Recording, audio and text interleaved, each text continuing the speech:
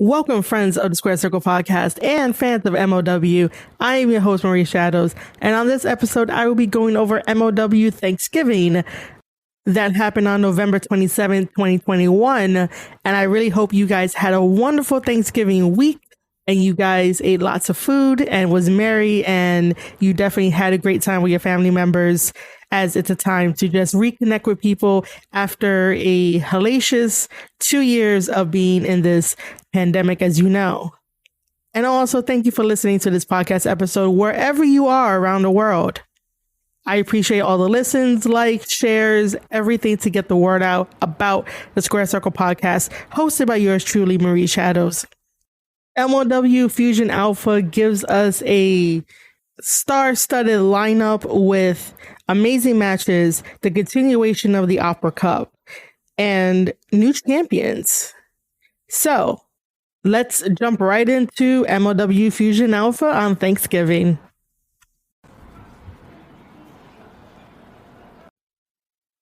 MLW Fusion Alpha opens up with the Opera Cup semifinals. We have TJP versus Calvin Tankman.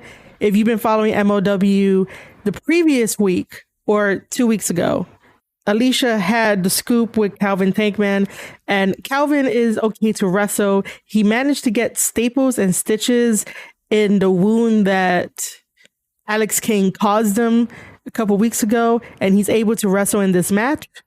Calvin comes out with his head bandaged, and I am surprised that TJP did not take advantage of that target that Calvin has presented him, because he has to keep the staples from not ripping during this match. However, TJP approached this match in a very technical way that allowed him to take control of the match, even though TJP is a smaller guy and Calvin Tankman is the larger man, and Calvin Tankman has most of the power in this match.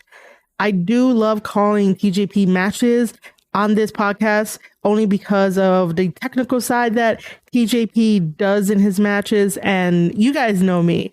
I am more for technical wrestlers than I am for just the flips, because again, if you can't tell me a story with your flips plus technical side of wrestling, then you're going to lose me. You can't just keep doing flips and not think that there's nothing to it and you just want the pop. Like, how many people are going to remember your match in a week's time and all you did was flips? People are going to remember the matches that are both a combination of flips and technical side because you told them a story, you kept them invested. Flipping by itself does not keep anyone invested. Sure, you might get the 5-minute pops, but again, are they going to remember you in a week's time? They're not. And then you have to do that consistently. And if you do that consistently, your longevity in this business is not going to last. That's why we still have some really good wrestlers around, because they didn't invest their time and think that all people want are the Flash. Sure, you have your fans that all they want is the Flash, but then you have others that are so used to technical plus a little bit of gymnastics to go along with your repertoire that it makes them feel like it's the cherry on top, you know? So wrestlers out there, learn from TJP and learn from others that have a longevity in this business, that they know when to take certain risk and know when to pull out any type of flips. Another big person that does this is Will Ospreay. Ospreay has managed to change up his moveset, even though he added on so much muscle to be a heavyweight. He could still do some of the flips that he's able to do, but he decided to change up everything to not only be in the heavyweight division, but I'm guessing to have longevity in this business. And I only mention Will Ospreay because he's a leader of the United Empire and TJP is part of the United Empire. So it makes sense to include the leader in this too, to give you guys a different perspective of what you should do as a wrestler to make sure you have that longevity. And these are the two examples that I can think of right now for the top of my head that have that style of can do flips can do technical and then put it all together. So, in the beginning of TJP versus Calvin Tankman, TJP does a drop kick and some added uppercuts to Calvin, thinking that if he went straight out the gate, hit him hard and fast, and try to get the upper hand over Calvin, he'll take advantage of the match. Come to find out, that is not true. That is not the case.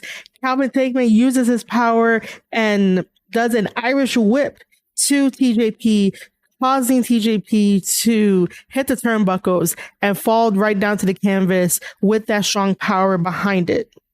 Calvin Tankman then does some chops to TJP and then picks up TJP in a one-arm throw that tosses him across the ring. The power and physicality of Calvin Tankman is definitely on display right now with TJP, and TJP is probably thinking of ways to slow down the momentum or use Calvin Tankman's momentum against him. TJP catches his breath and manages to use the headlock to his advantage on Calvin Tankman. The headlock is definitely a simple move. It is highly overlooked, and sometimes people are just like so over the headlock that they really don't want to see it. But in this situation, the reason why TJP uses it is to slow down the pace of the match, bring it to his level for him to control not only Calvin, but also the pace of the match, because this is an important match for both of these guys. So TJP is using the headlock to his advantage, and he's trying very hard to do a takeover on Calvin Tankman so he could get him onto the canvas, and he eventually does. He uses the momentum of Calvin Tankman with the headlock takeover. Tankman manages to get out of TJP's grip, and as Tankman is trying to have some offense against TJP, TJP smartly goes to the outside and allows the referee to start counting to 20. This is getting into the mind of Tankman. Even though Tankman is playing to the crowd at this point, TJP is using this smart strategy to recover and to also see if Calvin Tankman is going to take the bait by coming to the outside and trying to attack TJP, while TJP may go back into the ring, as we've seen many times before.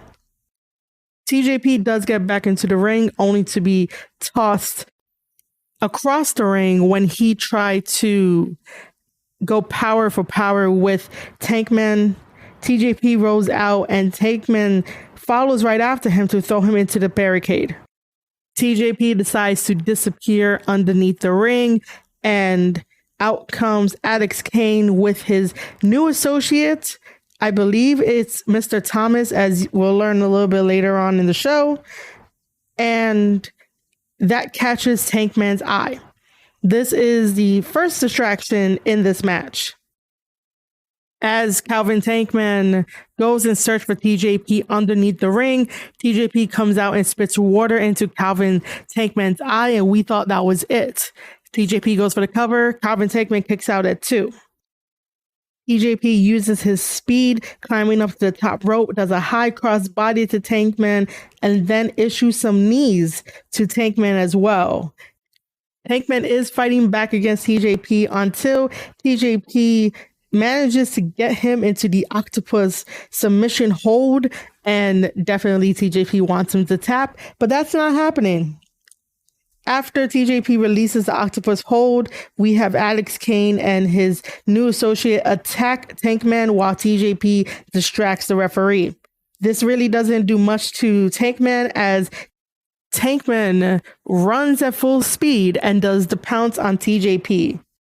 The momentum does send TJP flying, but TJP is not giving up at all. TJP tries to go for a move, but it gets caught by Tankman, and Tankman does a backbreaker and a clothesline combination and goes for a pin over TJP. TJP kicks out of that.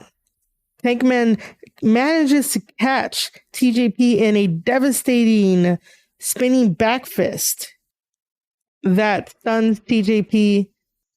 TJP managed to miss another attack from Tankman, only to roll him up Tankman kicks out of that, and TJP pulls out a tornado DDT onto Tankman.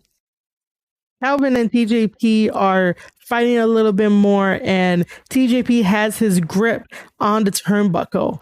As Calvin pulls him away from the turnbuckle rips, and we now have an exposed turnbuckle. TJP is talking with the referee. The referee tries to get the turnbuckle pad off of TJP, and he does. This allows Alex Kane and his associates to take advantage of this distraction and send Calvin Tankman directly into that exposed turnbuckle. TJP goes up to the top rope, does his famous frog splash, and covers Calvin Tankman for the 1, 2, 3 and wins this important match, moving on to the finals of the Opera Cup. So now in the finals, it will be TJP versus Davey Richards. And you guys who are listening to my podcast episode, you don't want to miss that breakdown of that match, which was beautiful. Again, TJP is our winner, advances to the finals of the Opera Cup. And I really did enjoy this match back and forth. There was a really nice story. The outside interference was needed. If you think it wasn't needed or you didn't like it, well, that's how storytelling is done. And that's what should happen. You have two guys that are in this feud. It's going to turn into a blood feud. And as we see later on in this episode, Calvin Tankman definitely wants a piece of Alex Kane just to beat the shit out of him, probably make him humble, and show that Calvin Tankman is nobody to mess with, no matter what. And to have that element there where your rival coming out and messing up your match with the thought of, oh, it's going to be easy to distract them and then the opponent is going to get the victory. But in this match, you saw how tenacious and ambitious Calvin Tankman was from start to finish, no matter how many distractions there were. And that's good storytelling because it gets you invested. You don't want to see Calvin Tankman go down so easily if TJP would have got the pin by spitting into Calvin Tankman's face with the first distraction. So luckily they stretched this match out enough. They had enough distractions. They gave you a powerful story of Tankman not going anywhere, even if the antagonist, Alex Kane, is doing everything in his power to disrupt that. Because Alex Kane felt like he should have been in the Opera Cup, but unfortunately he's not there. But guess what? In this same episode, he's in a ladder match for that National Openweight Heavyweight Championship title, which I'll get to a little bit later. But this is how storytelling progresses when you actually have people in the back that want to guide this awesome story to the full potential that it can be. After that amazing opening to MLW Fusion Alpha Thanksgiving, we get a promo by Warhorse. Alicia, too, is interviewing Warhorse. Warhorse won an award for Parts Unknown, and he was complaining about how they misspelled his name because it's supposed to be in all caps. And then we have Casey Navarro coming in and disrupting that and basically wants to face Warhorse, and this is what happened. We're going to be getting a match of Warhorse versus Casey Navarro in the next episode of MLW Fusion. And so seeing that promo, I sort of chuckled with the interaction that Warhorse and Casey Navarro had. I am still not sold on Warhorse at all. I enjoy Casey Navarro's work. And I really think that when Warhorse debuted in AEW to try to take on Cody for the TNT Championship title the first time around with the open challenges, I really think AEW fucked up Warhorse. They gave him this hype. Fans give him this hype, and I still don't believe the hype. I'm not on the Warhorse hype train. Okay, great. He's a metalhead. I'm also a metalhead too. He's a reminiscent of the Ultimate Warrior sometimes, but I still just don't get it. How far can you go with that character without it becoming stale? And what kind of amazing stories can you tell me with that character if you have nobody else to be on your same energy. Like, what else can you tell me other than that you're a warhorse and that you're a metalhead? Like, what else is there? It's cool and it's cute for now, but if you are on a grand stage, how do you get that character over by yourself without no fans telling the other fan what you're all about? Before that unknown fan thinks that this character is trying too hard. MLW might be a really great place for Warhorse to continuously work on his character, evolve his character, and start making stories, because I truly don't know anything about Warhorse except for him showing up in AEW, and now he shows up in MLW, and I want him to grow and expand and possibly evolve his character into something else. Every single character that's out there, whether you're playing yourself or you're not playing yourself, does need to evolve, like how characters in a novel evolve. Your experiences help you evolve your character to have people relate to it and latch on and support. If you're just doing the same thing over and over and over, you know, it's going to get stale, and now we have a different audience. And sometimes the audience does retain the support of like, oh, I'm going to support him because I like him. But if you're not pushing your character to the fullest to have your fans realize that they can overcome whatever obstacles that they are dealing with, and it's the same character doing the same thing, you're going to get lost in the shuffle. Other than that, after the fight breaks out, we cut away and Emilio Sparks is instigating with Calvin Tankman, asking him really tough questions right after his loss with TJP, as her interference with Alex Kane and his associate, to the point where Calvin has this dude backed up against the wall and basically says that Alex Kane fucked up.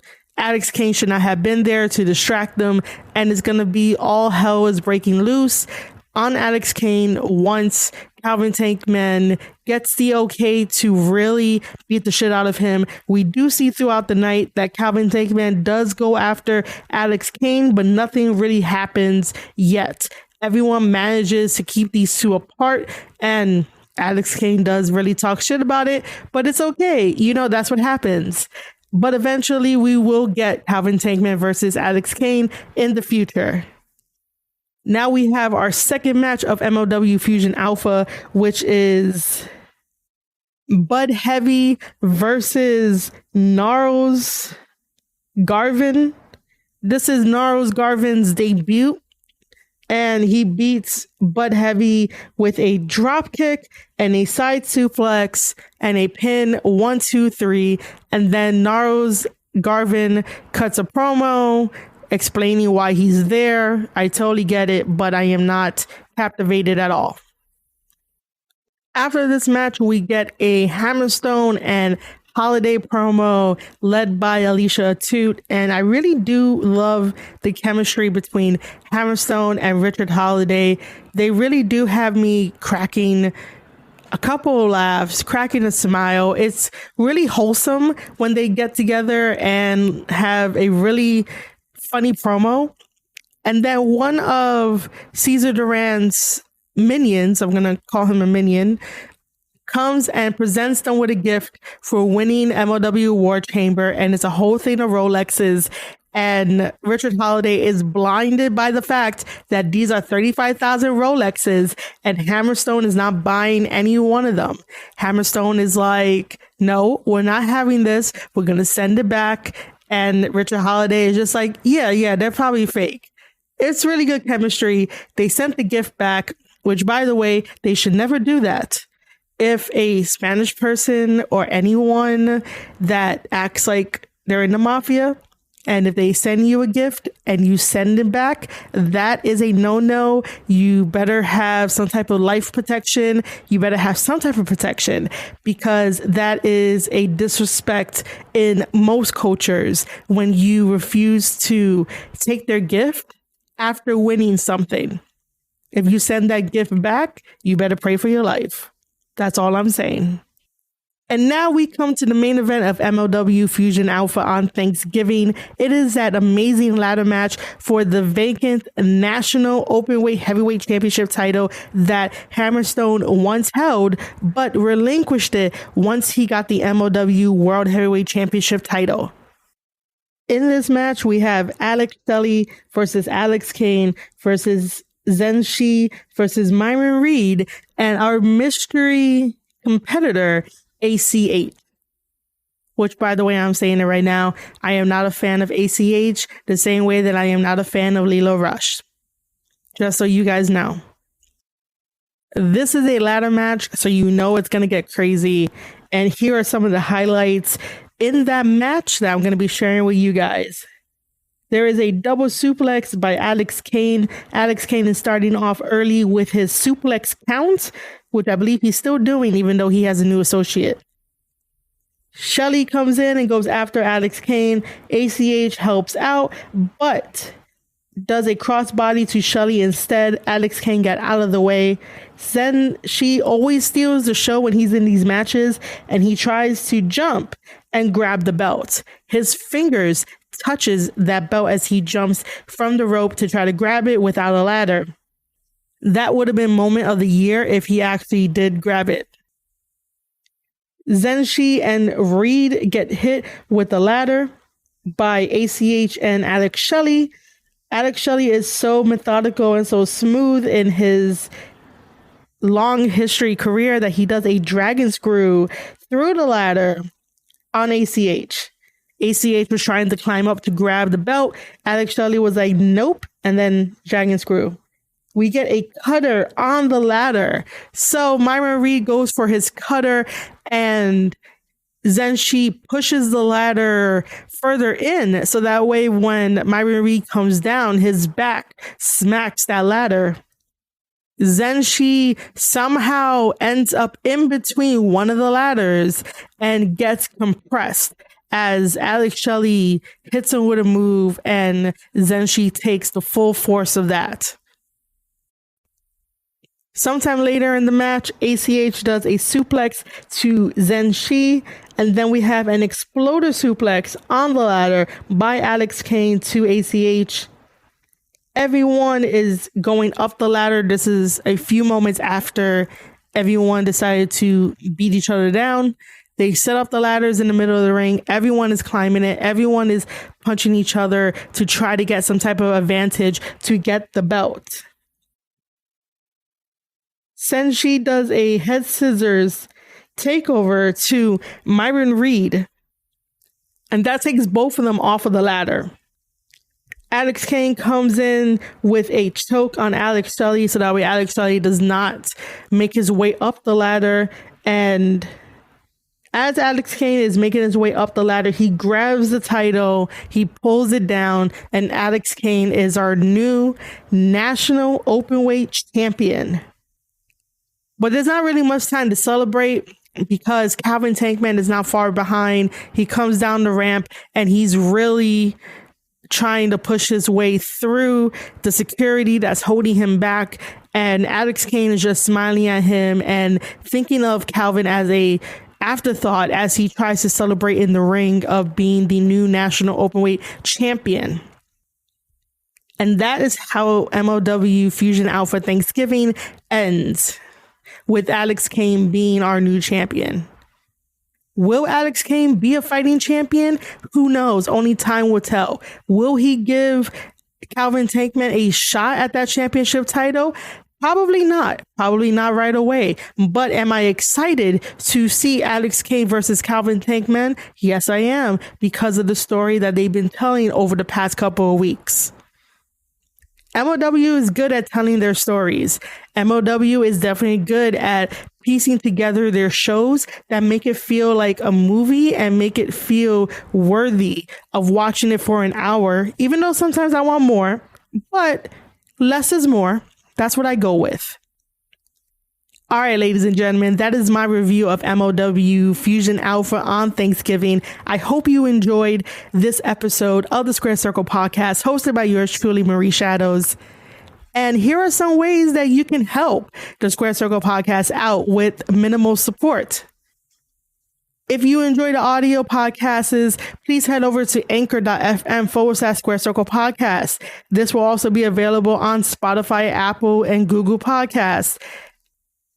If you are a Spotify listener, make sure to leave a star-rated review. Spotify now has that option. If you enjoy the way that I break down wrestling matches and wrestling altogether, please let me know. It definitely encourages me to do more, and I know that you guys are listening from around the world. And again, thank you for listening to this episode from around the world.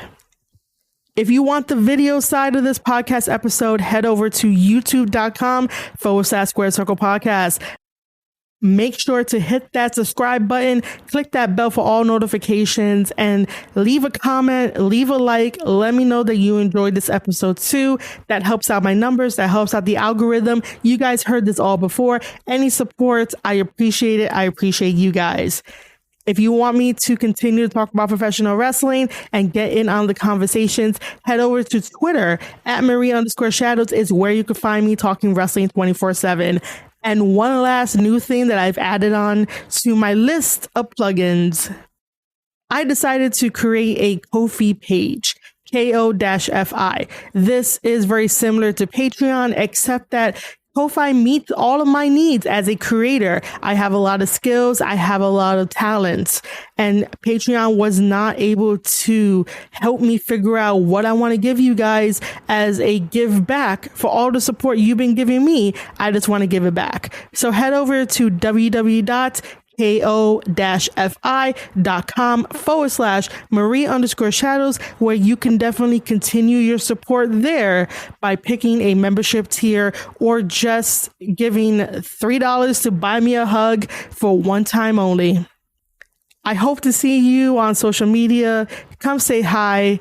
I love talking about wrestling, and I really do appreciate each and every one of you listening to my podcast, sharing it from wherever you are.